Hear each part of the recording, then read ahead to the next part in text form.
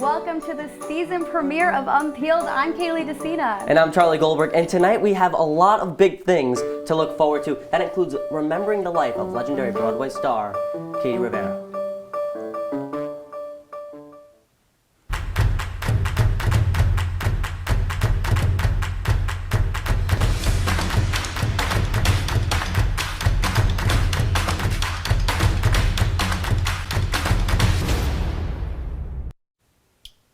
Triple threat Chita Rivera has sadly passed away at age 91. Rivera was known for her many iconic performances, including Anita in the original Broadway production of West Side Story. During her musical theater career, Rivera won 2 Tony Awards and received 10 nominations in 2018. She also received the Special Tony for Lifetime Achievement in the theater. Our thoughts go out to her loved ones during this difficult time. Universal Music Group plans to remove its songs from TikTok unless a deal is made before the end of today. Songs from Taylor Swift, Drake, and others will be removed from the platform because of the lack of compensation for artists. TikTok accused UMG of, quote, putting their own greed above the interests of artists and songwriters. TikTok only accounts for 1% of UMG's revenue, despite gaining popularity from the use of their music. Now, Kayley, I'm looking into this story, and I gotta say, this is a huge loss for TikTok. They're losing singers like Drake, they're losing Taylor Swift. So many different artists are now not featured on the app. I know, and it really, as someone who uses TikTok every day, these songs are a huge part of creators' content. Sometimes I even learn new songs from TikTok because they're trending so much. Absolutely, and well, I could play devil's advocate here. I understand why UMG is doing what they're doing. They're a business at the end of the day, Kayley, and they're not making enough money with this TikTok deal, so it only makes sense that they're pulling out. No, it does, especially because, 8 out of 10 of the main artists and bands on TikTok are owned by them. So really, they want to get the bang for their buck since their artists take up so much, time and space on TikTok. Completely get it. Well, let's hope for TikTok creators that this all works out in the end. I sure hope so. Actress Kate Hudson has officially joined the music industry. Yesterday, Hudson released her single, Talk About Love. She co-wrote the song with her fiancé, Danny Fujikawa, and singer-songwriter Linda Perry. In a press release, Hudson explained she has always had a connection to music, stating, quote, "I have always had a room for my piano ever since I began living on my own." Hudson has a full album set to debut later in this year. Harry Styles charged 35-year-old woman Mariah Carvalho with stalking and causing him, quote, serious distress. He said this has brought a substantial adverse effect on his day-to-day activities. The accused stalker appeared in front of a UK magistrate last Tuesday after an incident in London the day before. Carvalho was staying at a hostel and was remanded to custody by District Judge Dennis Brennan. She is scheduled to appear back in court on February 20th. Now, Charlie, it's so unfortunate that celebrities choose to share their personal lives and their talents with people and then in turn have to worry about stalkers. Well, that's the key word there, Kayley. People. They're humans just like me and you, yet they have to take all these extra security precautions to live out their day-to-day lives. It's really upsetting. And I know Styles has had a really rough couple of years. He was actually robbed at knife point back in 2020. But what I don't know is the fact that, is this his first stalker? It's unfortunately not his first stalker. He had a stalking incident back in 2019, which actually prompted him to completely change his security. So I'm curious, after this incident, what he's going to do. Is he going to change the ways that he protects himself? And he's not the only celebrity dealing with stalking right now. Taylor Swift's longtime stalker was actually arrested 3 times out of the 5 days. So he has been also very active outside of her New York City home. And I heard that Daniel Crowe was actually caught rummaging through her dumpster. Yes, he was. So outside of her home, inside of her dumpster, just ridiculous. It's a mess. And from a serious topic to a more unique topic, let's talk about Austin Butler. Austin Butler revealed in an interview with Stephen Colbert that he hired a dialect coach to help him remove his Elvis accent.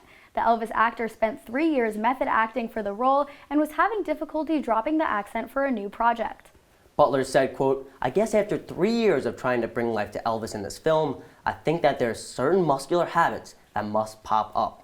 Butler started filming Masters of Air a week after he finished filming Elvis. The new TV show aired January 26th on Apple TV+. Now, talk about dedication, Haley, know. this man worked so hard on his role, he literally turned himself into the king of rock and roll, and now he can't get out of it. That's a pretty crazy problem to have, turning yourself into the king of rock and roll, but I've heard a lot of stories of actors who have struggled after really embracing method acting, but this is the first time I've heard of someone needing to hire a dialect coach, but it really just shows how hard Butler worked to embody Elvis. Well, it's called method acting, not morphing acting. That's true. I don't know what Butler was thinking, really trying to get out of this role, but this is the first time he's mentioned the dialect coach. This must really be an identity crisis for the man. Yeah, I mean, it's definitely a common occurrence. This is not the first time we've heard of an actor struggling with this. Joaquin Phoenix really struggled after, becoming the Joker for the 2019 film, and it's really sad at the end of the day because Butler said that after all that he put into this role, he even felt like he lost some touch with friends and family, so there's definitely an extreme pressure to nail the role, but I'm hoping he can keep himself grounded in future roles. Let's hope all the best for Austin Butler. And when we return, we're looking ahead to Syracuse's Black History Month celebrations. And the Grammy Awards season is just a week away. We'll discuss the nominations when we return.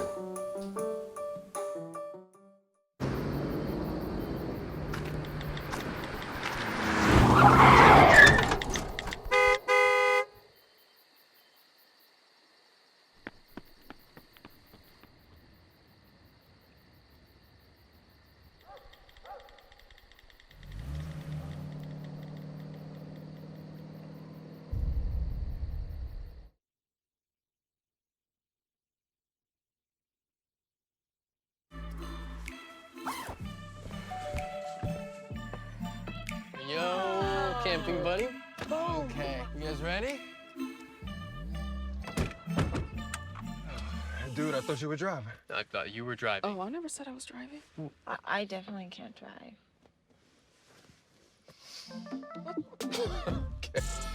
If you're high, just don't drive. It's illegal everywhere. If you feel different, you drive different.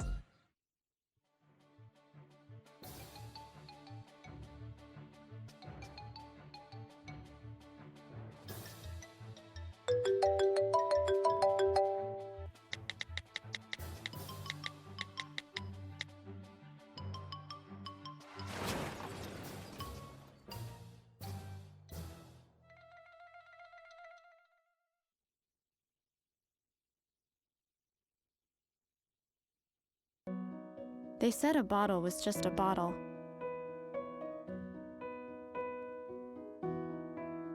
That no one would ever notice me.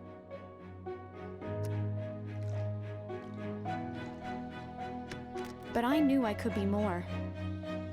That one day, I would make people smile.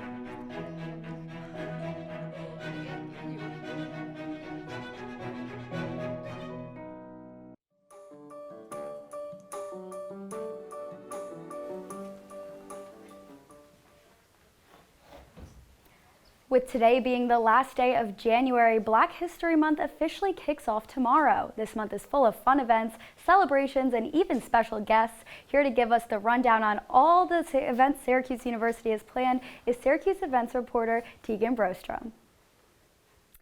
Thanks, Kayley. This entire campus community is invited to join in and celebrate Black History Month with SU.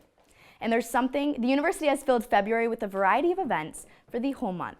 And there's an event for everyone, from music to guest speakers to painting and even roller skating. This eventful month is centered around the theme, Existing Outside the Lines, the Colors of Resistance.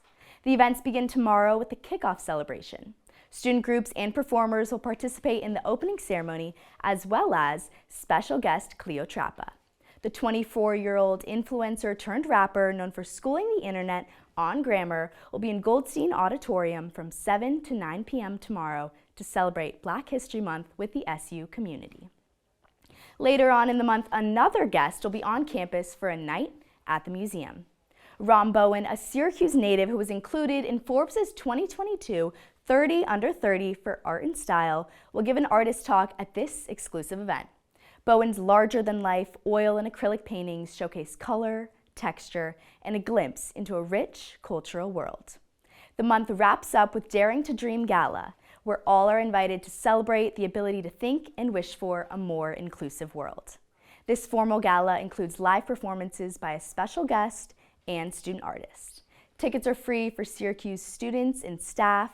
And these are just some of the highlights for the events for Syracuse's 2024 Black History Month. For the full calendar, check out news.syr.edu. And this is all super exciting, but I've heard there's also another big event happening this weekend. What's going on in the music world, Charlie? A lot is certainly going on in the music world as the stars will be out in full effect this weekend. That's because this Sunday will be the 66th Annual Grammy Awards. Here to tell us all about what to expect is our very own music reporter, Riley Underwood. Riley, such an honor to be talking to you here at the desk. A lot to look forward to this weekend. A lot to look forward to. The Grammys happening on Sunday. I can't wait. Absolutely. And, well, the Grammys is highlighted by so many different things, including the nominees. You gotta let me know who's up for awards. Talk about the top nominee, it's SZA. She has 9 nominations thanks to her popular album, SOS, and then there's a 3-way tie for second with 7 nominations apiece.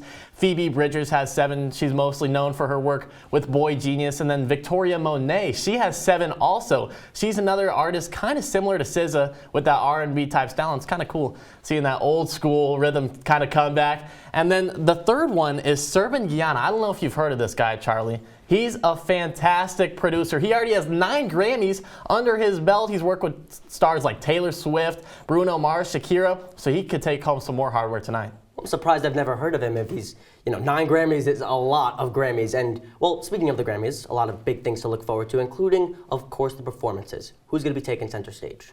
Well, we were going to see Taylor Swift, but not anymore. Taylor Swift announced she's not going to be coming back to perform at this year's Grammys, but we do have, of course, SZA. We have Travis Scott, Billie Eilish, Billy Joel, Dua Lipa, Luke Combs, Olivia Rodrigo. A ton of stars are going to be out. Burna Boy, Joni Mitchell, and U2 will actually be broadcast in from the new Las Vegas Sphere. They're one of the first performances at the Sphere, and they're going to be broadcast in live, so that'll be pretty cool. It's all going to be hosted by comedian Trevor Noah. He's known for his work on The Daily Show, so he'll be calling the shots on Sunday.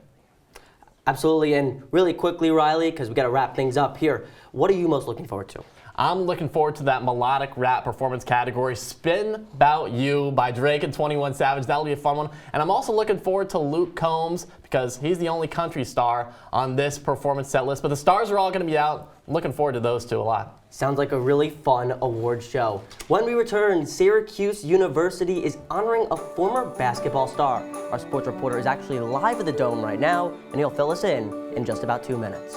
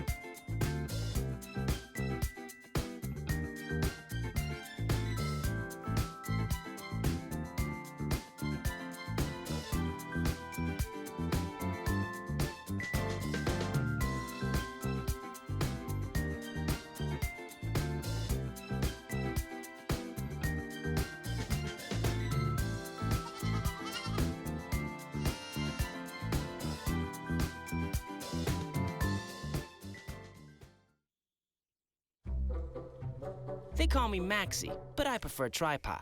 I was your above-average 4-legged homie and then wham-bam minivan. Some people pity me. Now that's lame. I still run, fetch, and swim.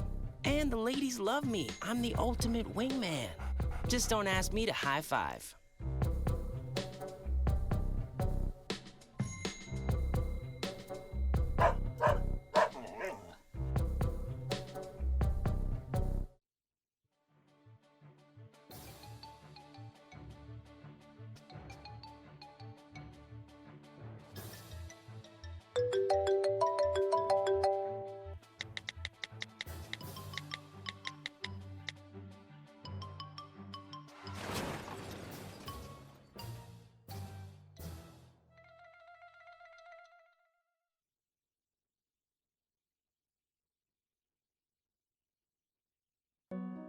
They said a bottle was just a bottle.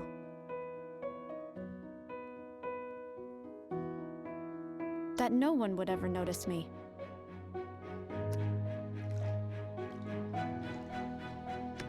But I knew I could be more. That one day, I would make people smile.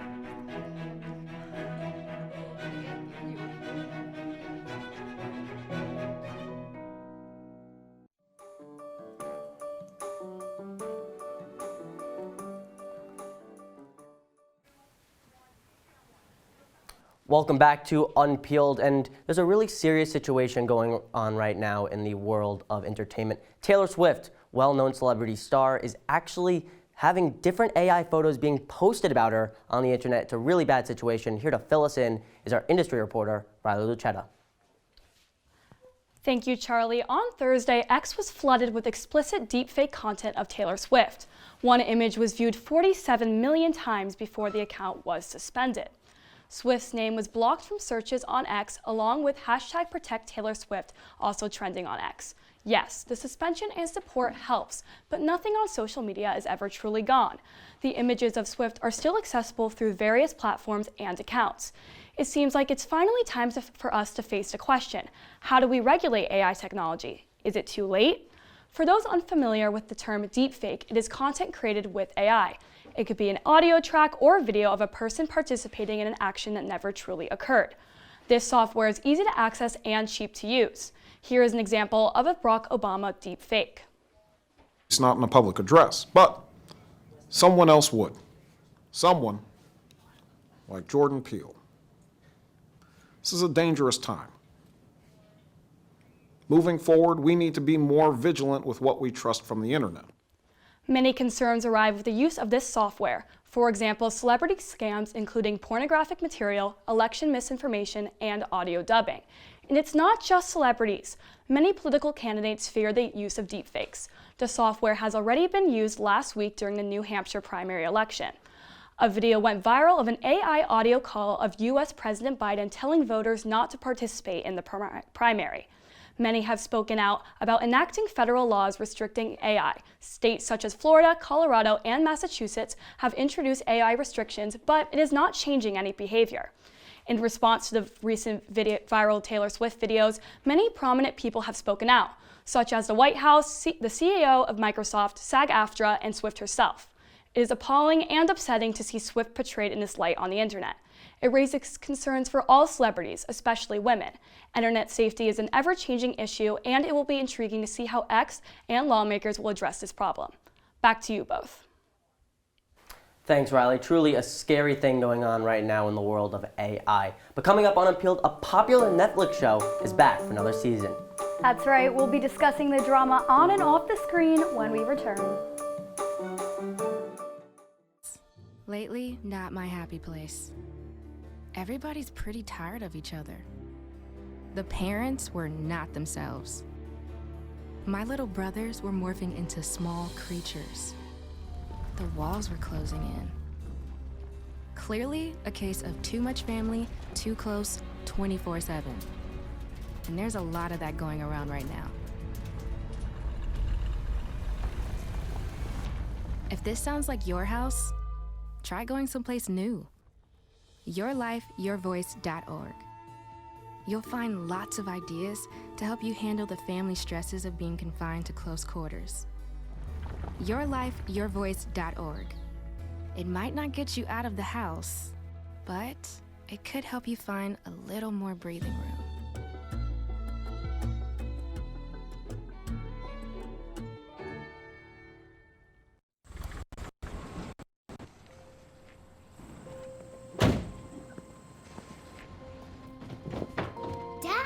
They took over my bedroom. Come on, come on. Okay, Dad. 1, 2, 3.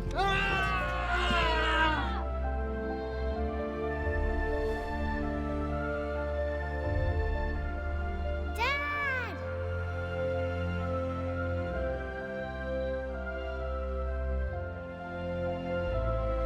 You saved me. Dad? Are you okay? I'm fine, dear.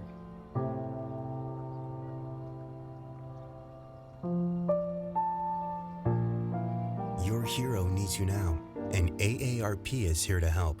Find the care guides you need at aarp.org/caregiving.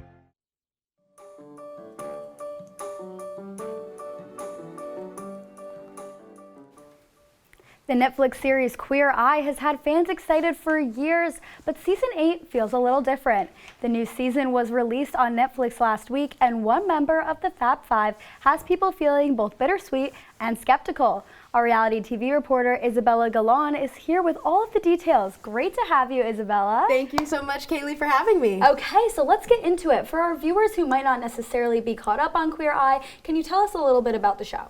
Absolutely. So the original show actually aired in 2003 on Bravo, and it was called Queer Eye for the Straight Guy, where 5 gay men who were experts in their field helped people improve their daily life situations, from anything from interior design to grooming. But Netflix did a reboot of the show in 2018 with a brand new Fab Five, and this included Caramel Brown, Tan France, Anthony Porowski, Jonathan Van Ness, and Bobby Burke. Awesome. Okay, so you said that season 8 is going to be a little bit different. Can you tell me why is it going to be different? Yeah, so this season definitely feels a little bittersweet because Bobby Burke actually announced that it would be his last season on the show. Now, he said in a Vanity Fair interview that the show originally had a 7-cycle contract, but Netflix decided to give them a new contract, and when they offered it to them, most of the Fab Five members said that they weren't going to re-sign. However, they ended up re-signing, and Bobby Burke was the only one that decided not to come back. And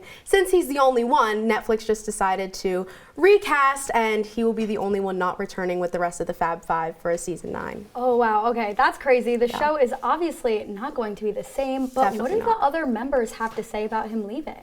Yeah, so fans were actually speculating a little bit of a feud going on between Bobby Burke, who is the interior design specialist, and Tan France, who is the styling expert. Now, this all happened once Bobby Burke said that he unfollowed Tan France on Instagram shortly after he announced that he wouldn't be coming back for season 9.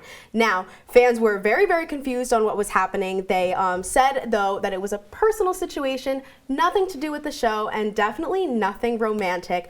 But, you know, siblings fight. And they said the whole situation was just like a pair of siblings that fight. But at the end of the day, they still are always going to have love for each other. They were seen at the Emmys together, showing that they're kind of putting a little Band-Aid on the wound. And, you know, even though they won't be coming together for season 9 and the Fab Five won't be seen on screen again for season 9, they'll still always have a special place for each other in their hearts. Well, that's good to hear, at least. I will have to watch. Thank you so much, Isabella.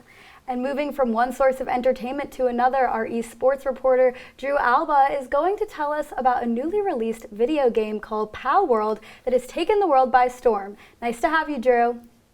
Thank you, Kayley. Pow World, although sounding like a mobile app moms use to get their first graders to go on play dates, is really a new open-world action adventure survival video game. In the world, players capture pals and use these pals to survive and progress through Pow World. Released just 2 weeks ago, Pow World has already passed huge milestones, having over 2 million concurrent players and selling more than 8 million copies in just 1 week. However, despite the success, game developers Pocket Pair has received backlash for Pow World being a ripoff of Nintendo's Pokemon. In Pow World, players go around the map collecting pals and using those pals to fight other pals, a game premise reminiscent to that of Pokemon's. But the thing that really has Pokemon diehards up in airs is the shocking similarities in character design. For example, let's take a look at an in-game Pow World character named Boltmane, who is right here on the screen, and a Pokemon character called Luxray over there. Now, I may not be an artist, but a blind man could tell how similar these two characters are. Another example is a Pow World character named Lileen right here, and on the other side of the screen is Bellossom. Now, although it seems pretty clear Pow World has drawn at least some inspiration from certain Pokemon, I would be remiss to not mention that Pokemon did the exact same thing 37 years ago. Right here you see Dragon Quest, a game that Pokemon has clearly taken a lot of influence from. 10 years after Dragon Quest was released, Pokemon released characters that looked very, very similar. Regardless of who stole what, Nintendo is currently investigating Pow World over possible infringement. No official lawsuit has yet been filed. Does Nintendo have a legitimate case against Palworld? Only time will tell. But what I can answer is the ridiculous number of times I said pals in this report. The answer is way too many. Charlie, over to you. Thanks, pal. And, well, we certainly have a lot to look forward to here on Unpeeled, and even history was made at Syracuse, as one of our very own was given the Ring of Honor Award. Here to tell us all about it is our very own sports reporter, Nathaniel Cunningham. Thanks, Charlie. On Saturday, Syracuse took down NC State 77-65. Now, as much as I'd love to talk about the Oranges' win, the victory was just the cherry on top of an absolutely historic night for Syracuse athletics. Dave Bing, a member of the class of '66, became just the 8th person to enter Syracuse's Ring of Honor. Bing led Syracuse to its first NCAA championship appearance since 1957 and spearheaded an Orange team that averaged a program-high 99 points a game. After his college career, Bing would go into the NBA, where he played 12 seasons for the Detroit Pistons, being an 8-time All-Star. While his accomplishments on the court were nothing short of incredible, it was Bing's efforts off the court that made him a true legend. After his playing career was over, Bing went into the steel business, supplying steel for companies like General Motors. His want to open a small business allowed for many underrepresented communities to get jobs and to start families. After nearly 20 years of working in steel, Bing got the opportunity to become the mayor of the city he had called home for almost 4 decades. So, Bing switched his career to political, but didn't change his views. His policies were about giving black people, a community that houses over 75% of the city of Detroit, opportunities to succeed. He went against what his advisors told him. He sought to fix the economy by defunding the city council, and he even took a $1 salary. But it didn't stop there. After leaving office in 2013, Bing created the Bing Youth Institute, a nonprofit meant to mentor black children in Detroit. People may not appreciate what Bing did on the court, but what he did off the court, for people like me, black people in this very country, it won't be forgotten. And now, his name will forever live inside the JMA Wireless Dome and in Syracuse history. Charlie? Thanks, Nate. He truly sounds like an incredible human being. All right. When we return, I'm excited to talk about Universal Orlando, as they just announced major plans. What are they? You'll find out in just 2 minutes. Did you hear about the pony with a sore throat? He was a little horse. Can I tell you a cat joke? Just kidding. Why couldn't the Why was the basketball court all wet? Why? Because the players kept dribbling all over it. Where do cats go on vacation? New York.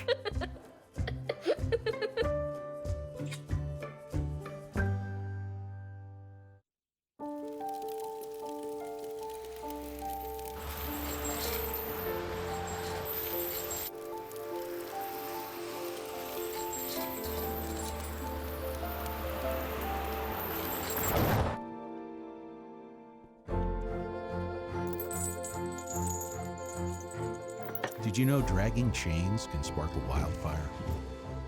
Only you can prevent wildfires.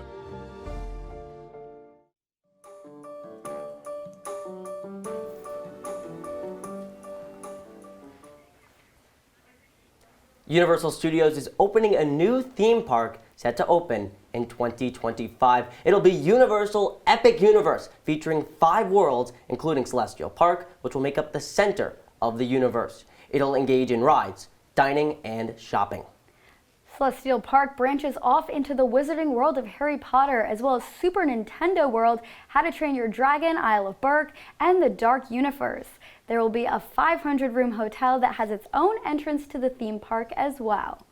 Charlie, I have to ask, how are you feeling about this? You are the Universal guy. Absolutely, and well, there'll be 499 rooms, Kayley, because are you going? I'm booking my spot. I love Universal. Me and my dad go there every single year for Halloween Horror Nights, and this just seems like more to do at Universal. 5 new worlds in one park. Sounds great. I mean, what more could you ask for? And I know that there have been, rumors circulating about this, but what part are you most excited about? Obviously, it's Dark Universe. I love my OG monsters, and, well, that's why. They're great. Well, unfortunately, that's all the time we have for you tonight on Unpeeled. Thank you for tuning in, and make sure to follow us on our socials at CitrusTVE on X and at Unpeeled_Syracuse on Instagram. I'm Kayley Decina. And I'm Charlie Goldberg. We'll see you next Wednesday live at 8 p.m. From all of us at Unpeeled. Stay classy, Syracuse.